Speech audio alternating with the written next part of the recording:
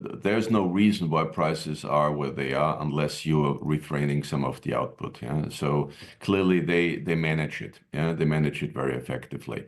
But at the same time, let's be honest, the world economy has not been doing great. Still, we had 1.6 million barrels demand growth this year. And we're also looking ahead into 2025 with about 1.4 million barrels demand growth. So, I mean, really, that doesn't look like if the world is ailing and is not doing well. We talk about it all the time that China is not doing well, but demand is there. You know, demand is growing.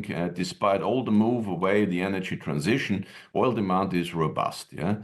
Of course, it could be much higher, no doubt about it. And we see a lot of sign that, you know, the market is moving away from oil. But right now, you know, there is still a little bit of a growth for declaration of corporation left on the table for next year.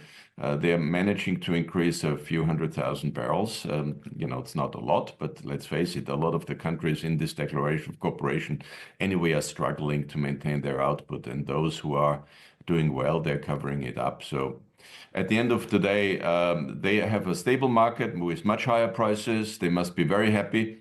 But, you know, we're going into a year where the geopolitical aspect is going to take over much more. And we all know Trump has been a fantastic player in this field because everyone is already scared before he even is in office.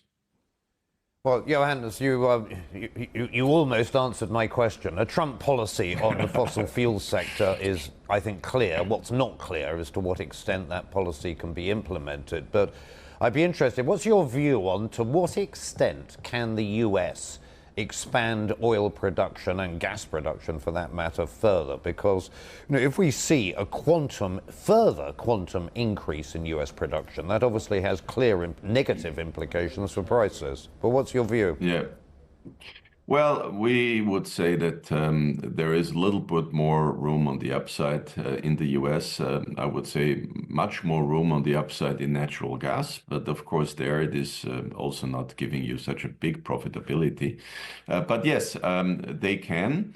And of course, everyone else, like this year, you know, we have seen the US were basically pushing their natural gas production, and Europe is forced to take it.